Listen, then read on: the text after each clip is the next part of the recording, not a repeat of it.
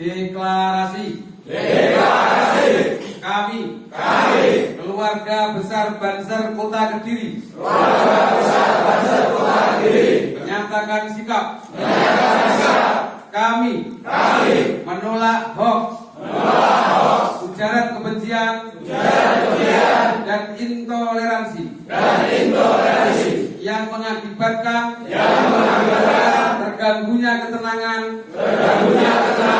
dan kenyamanan di masyarakat. Kami menolak politisasi sara dan ujaran kebencian serta mendukung pelaksanaan pilkada damai di Kota Kediri. Kami mendukung penegakan hukum Polri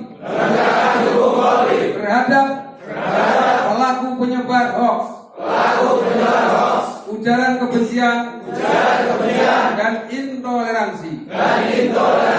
Demikian pernyataan sikap kami demi terciptanya stabilitas keamanan dan keutuhan NKRI. Siapa kita? NKRI, Pancasila, Ansor Banser. Tepuk tangan untuk kita semua.